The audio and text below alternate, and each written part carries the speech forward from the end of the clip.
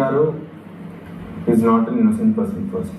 నేను ఆ statement pass చేయడానికి కారణం పార్ట్ అక్కడ కలిపేస్తున్నప్పుడు నాకు అర్థమవుతుంది. నేను this is one of our discussions also. నా కుకింగ్ నా డిపార్ట్మెంట్లో అంటే అట్లీస్ట్ బర్నీ గారిని టేకెన్ అవుట్. ఎందుకంటే he's listening everything, he's mincing words, English మాట్లాడేది చేస్తున్నారు. ఒక మేజర్ పాయింట్ ఆఫ్ కాన్ఫ్లిక్ట్ ఉన్నా కూడా ఆయన వాయిస్ ఆయన ఒక గాడ్ ఫాదర్ రోల్ తెలియకుండానే అది చేస్తున్నారండి. ఈరోజు ఆ మాట కూడా అన్నారు, నేను నా గాడ్ ఫాదర్ కాదు, మీరు వచ్చి అని చెప్పనే కానీ. సో అట్లాంటి ఆయనకి ఒక huge huge huge huge benefit ఇస్తున్నారు. Eyes and years around. Best example ఈ రోజు యాక్సెప్ట్ చేసిన ఆయన ముందే యాక్సెప్ట్ చేసిన బెనిఫిట్ ఇవ్వట్లా. ఎప్పుడైనా గుర్తుపెట్టుకోండి, ఇంకా అదర్ సైడ్ చెప్తున్నా, పక్కనే పెట్టుకుంది.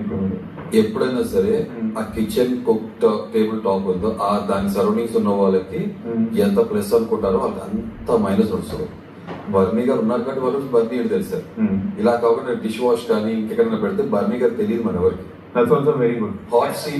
That's very good. Hot seat. Great way to think around. But sir, whether you observe చేస్తే ప్రియాకి అదే సెట్ బ్యాక్ అవుతుంది, అదే అడ్వాంటేజ్ అవుతుంది.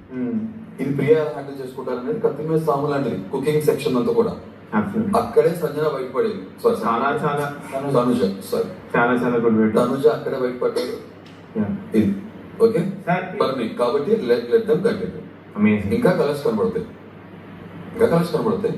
ఒక కండిషన్ సరిపోతుంది, ఇవాళ దొరికిపోతారు. ఇందాక కూడా మన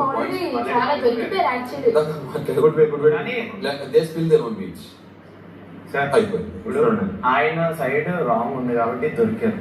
రాంగ్ లేకపోతే అది మనకి డిసడ్వాంటేజ్. ఫెయిర్ అనుకుంటాం. ఇప్పుడు మన డిసడ్వాంటేజ్ ఫెయిర్ ఉన్నారనుకుంటాం. మనం పెద్ద మనకి గౌరవిస్తాము, ఆయన ప్రొఫెషన్ గౌరవిస్తాము. ఆయన ఎలా ఉంటారు అగ్ని పర్సన్ అనేది ఆయన బిహేవ్ చేస్తానని తెలుస్తుంది, బయటపడుతుంది.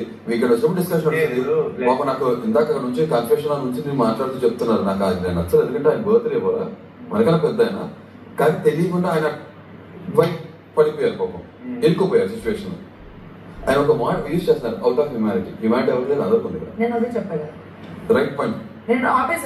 నిజంగా డిస్కషన్ మనీష్ మీరు కూర్చుంటే బాగుండేది. ఎందుకంటే పాయింట్స్ చాలా బాగా తను మాట్లాడటం, తిని మాట్లాడటం, మనోడు ఎక్సలెంట్ మాట్లాడాడు.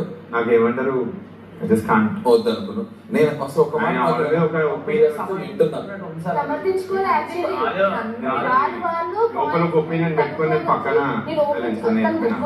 చూస్తున్నప్పుడు మీరు చూసారు కదా అని చెప్పి బర్నీ గారి కంటే బర్నీ గారి నుంచి మీ పక్క నుంచే తీసుకెళ్ళింది అని చెప్పి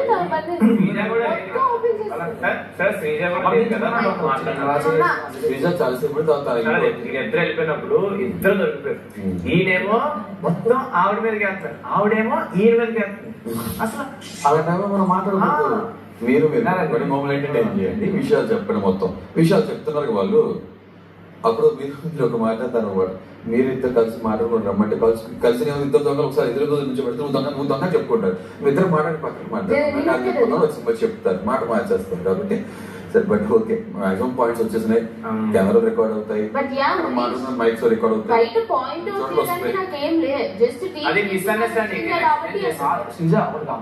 అతను ఒబే చేసేసాడు. నీకు అది వింటున్నావో నీకు రిజిస్టర్ అవుతుందో మర్చిపోయాను రిపీటెడ్ గా చెప్తున్నప్పుడు ఒక నిమిషం, నాకు అది బెనిఫిట్ ఆఫ్ డౌట్ లాగా నేను ఎందుకు తీసుకుంటానంటే అక్కడ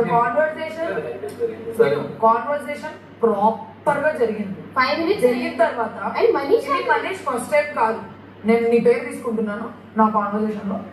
ఇది మనీష్ ఫస్ట్ టైం కాదు చేయడం, చాలా సార్లు క్వశ్చన్ చేశాడు. మొన్న కూడా ఏదో చెప్తే నేను మిమ్మల్ని అడిగే చెప్పాను కదా అని అన్నాడా లేదా? ప్రతి ఒక్కదాన్ని బ్యాక్ టు బ్యాక్ క్వశ్చన్ చేస్తున్నాడు. నేను మొన్న కూడా మనీష్ నువ్వు ఫస్ట్ ఆఫ్ ఆల్ నేను ఇక్కడ అన్నానా శ్రీజ నువ్వు నీ వాయిస్ హార్ష్ వస్తుందిరా ఈ రోజు అని అన్నావా? మనీష్ ఇది బ్యాక్ టు బ్యాక్ నాతో చేస్తున్నాడో అందరితో చేస్తున్నాడో నాకు తెలియదు. నన్ను మాత్రం క్వశ్చన్ చేస్తున్నాడు మెల్లగా, తెలుసో తెలియకో నాకు తెలియదు. నేను ఇంకా ఇప్పుడు ఒక బిగ్గెస్ట్ క్వశ్చన్ మార్క్ లో ఉన్నాను, ఏం చేశాడని నేను రీకాల్ చేసుకోవాలి.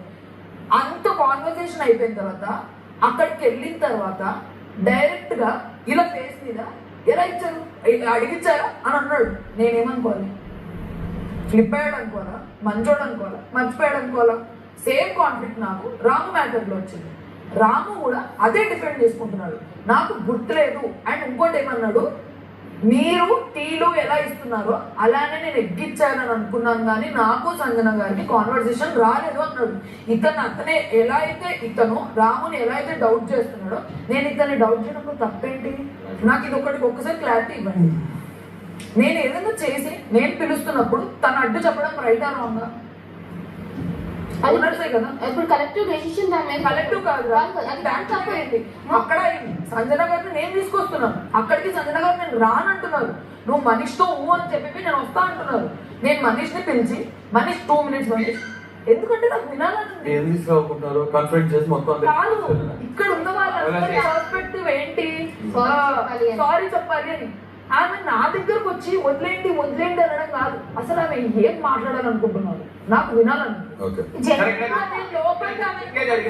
ఆవిడ తీసుకురావడం వల్ల కదా నేను తీసుకురావడం వల్ల మొత్తం బయటకు వచ్చింది. మాట్లాడని ఛాన్స్ ఇవ్వకుండా ఇప్పుడు నేను తీసుకురావడం వల్ల ఆమెకు అర్థమైపోయింది, వీళ్ళకి అర్థమైపోయింది, మొత్తం అర్థమైపోయింది. 1 side స్టోరీ విని మనం చందన గారిని మొత్తం జడ్జ్ చేసేసారు, వీళ్ళు జడ్జ్ చేసేసారు. అనాల్సిన మాటలన్నా అనేసారు. చూసింటే ఏముంది, అవతల వాళ్ళు మాట్లాడేది కూడా వినాలి కదా. నీకు నచ్చకపోవచ్చు కానీ నేను ఒక్కదాన్ని, నేను ఒక ఓనర్. అక్కడికి నేను మనిషిని అడిగి మనిషి 2 minutes వస్తారు అంటే రాలేను. అక్కడ అందరి ముందర నేను మీలాగా చేయలేను, మీరు ఫైవ్ నన్ను తిట్టాడు, నన్నకే తిట్టింది. నేను అన్నాను మనీష్ వర్డ్స్, మనీష్ నన్ను అంటున్నావు అంటే అప్పుడు అన్నాడు నిన్ను కాదు. ఈ మిస్కమ్యూనికేషన్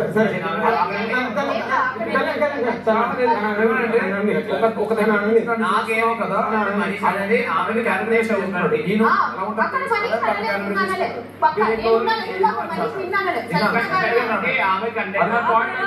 లేదు ప్రియా ఇంట్లో లోపలికి అంటే మనీష్ టోన్ అన్నాను, 2 అన్నాను నేను.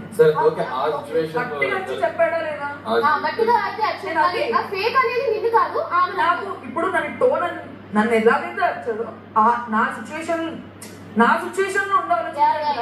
నేను 2 నన్నే అంటాడు అనుకుంటాను. నాకు అది అందుకనే నేను బయటకు వెళ్ళి మనీష్ నేను క్లారిఫై చేయాలనుకుంటున్నాను. నేను చేసేసాను. ఓకే